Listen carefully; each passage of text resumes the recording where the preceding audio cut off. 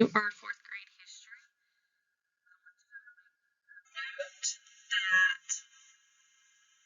tests are open book and can only be taken once. So next week you will be taking a test on the Civil War, and it is an open book test, so you can use your notes. Please remember that you can only take it once, so use those study guides, use your notes, use your videos to help you take the test.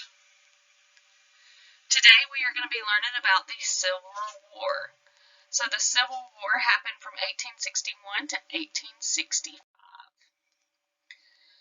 So what our goal is for class today is to learn about how the Civil War impacted our state of Alabama so that we can describe events in the war that impacted Alabama. One of the vocabularies for our lesson today is succeed, which means to leave or withdraw from something. Sometimes you'll hear the word sectionalism or sectional differences, in which people in a certain area believe that their ways are better than those in another area. Some sectional differences, we have the South and we have the North. So down in the South, people lived on plantations. Most people made it a living by farming. We had slaves in the South. They believed in the states' rights, and there was a population of around 9 million. It did not support a tariff, okay? Up north, people lived in cities. The economy, most people worked in industries. They were against slavery, and they didn't believe in states' rights. They had a population of around 22 million, and they did support a tariff on European goods imported into the U.S. Some of the important people from the North was President Abraham Lincoln and General Ulysses S. Grant. In the South, we had President Jefferson Davis and General Robert E. Lee.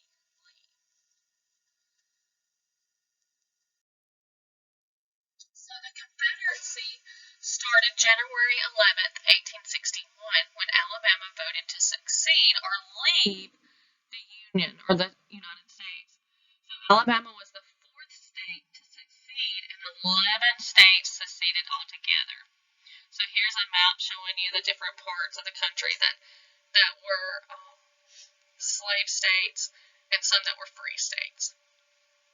They met in Montgomery to form the Confederate States of America, which Jefferson Davis became president of. And Montgomery became known as the birthplace of the Confederacy because that's where it started out, until it moved to Richmond, Virginia. The Civil War began on April 12, 1861. General Beauregard was told to ask the United States Army to surrender Fort Sumter in Charleston, South Carolina, because it was the Confederate States. The fort's commander refused, so the Confederates fired the first shots on April 12th. The Union commander surrendered on April 13th and turned the fort over to the Confederates.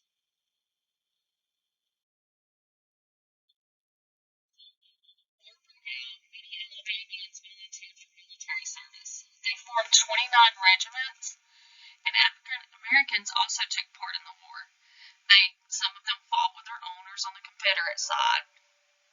They may have carried supplies or cared for horses. They worked in the Confederate army camps. Some of them escaped from the slavery and joined the Union side. And women also helped out during the Civil War by serving as nurses close to the battlefields to help the injured.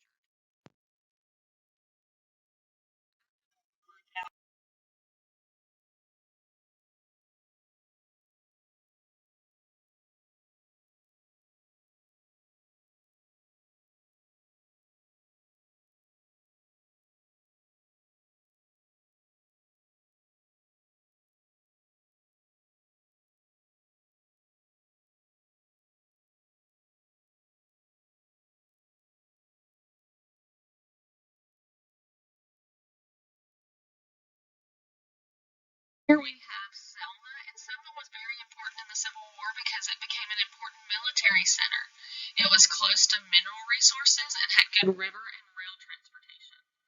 The Selma arsenal-made ammunition like cannons, shells, and gunpowder. And ships were built at Selma's naval yard. Excuse me. President Lincoln ordered a blockade, which means it's the use of naval or boats to stop shipping. So ships could not carry supplies to the port of Mobile or other coastal southern states. So the South began building ships called blockade runners to go out and meet the ships bringing in the supplies. These ships were painted dark gray so they could not be spotted at night. The ships were small and built for speed. Crews on a blockade runner waited until nighttime to go out and meet the other ships. Blockade running was extremely dangerous. Salt, sugar, and coffee were some of the items that became scarce. That means not very common. They couldn't find them. People living on the coast set up large kettles to boil water from the Gulf of Mexico. As the water boiled away, salt was left in the bottom of the kettle. Because salt was hard to get, it sold for $150 a sack.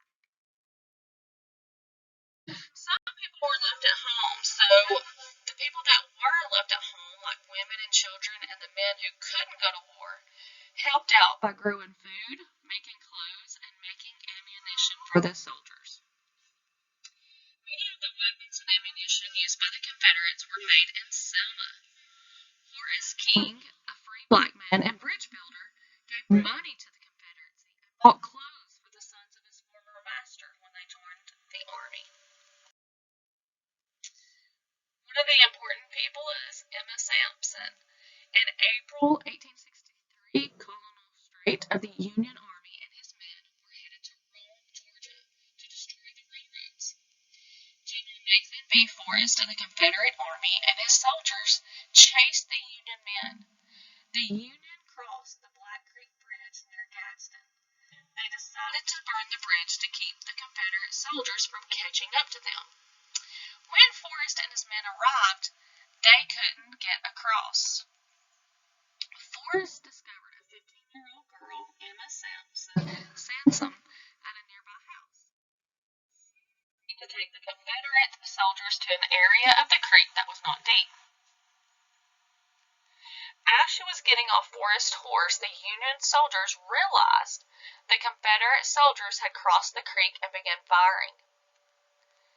A bullet went through Emma's skirt. She took off her bonnet and began waving. The Union soldiers stopped shooting when they realized a girl was with the Confederates. And here is a picture of the statue that you can find of her near Gadsden. The Union and Confederacy fought back and forth over Decatur, causing a lot of damage. General Rousseau and his men captured Decatur in 1864. At the end of the battle, only 3 buildings remained in the town of Decatur. Rousseau and his men continued across the state, destroying railroads and ironworks. His raid made it harder to get supplies to the Confederate troops.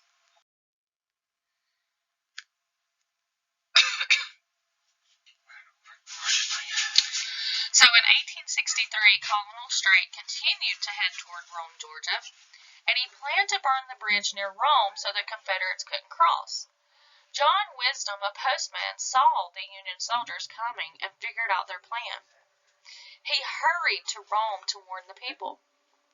The citizens blocked the bridge with bales of cotton and 2 cannons. They gathered their guns and other weapons, and when the first group of soldiers arrived in the middle of the night, they saw the bridge and blocked and guns pointed at them. They hurried back to tell Streight and his men, and by this time, Forrest and his men caught up with Streight.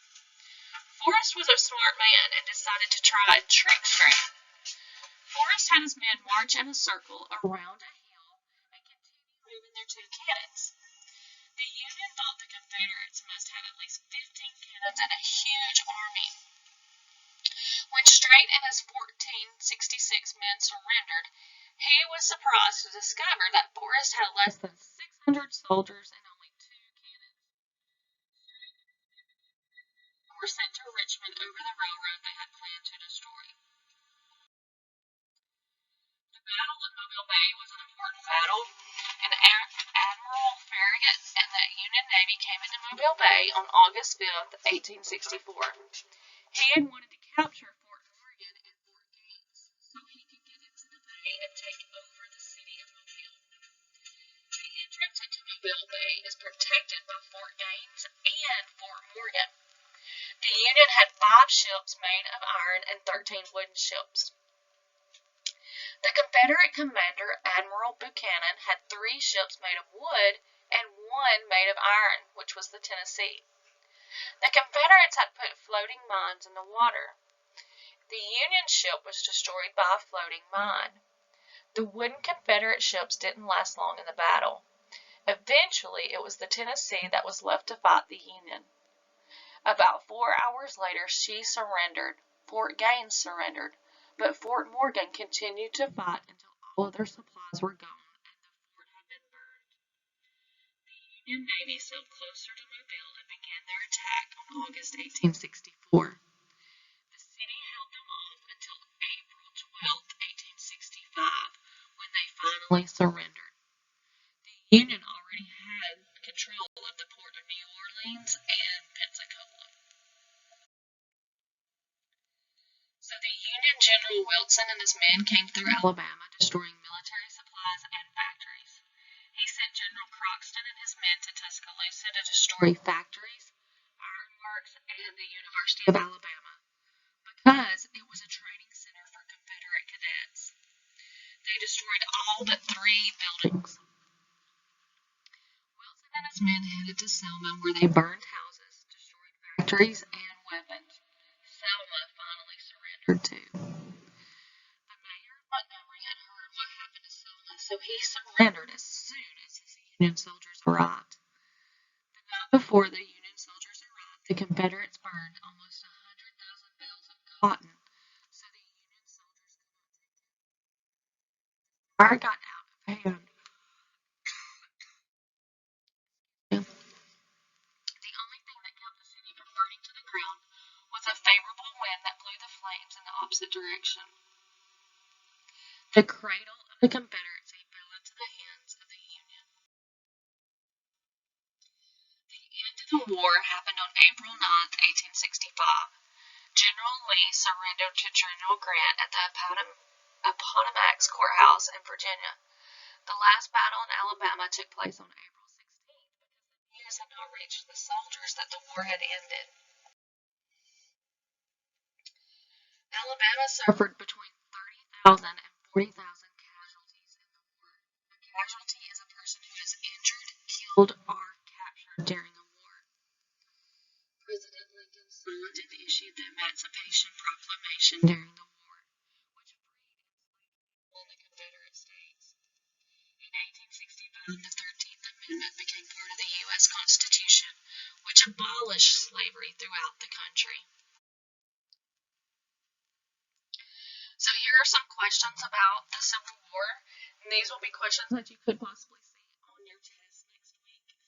So one of the questions I want you to think about was, why were the North and the South fighting? Was it because of A, slavery, B, states' rights, C, sectional differences, or D, all of the above? Why is Montgomery known as the cradle of the Confederacy? Is it A, a baby was born there during the war, or B, this was where the Confederate States of America was formed? Who was not involved in the Civil War? Would it be A, President Davis and President Lincoln, B, President Lincoln and President Biden, or C, President Trump and President Biden? Who won the war, the South or the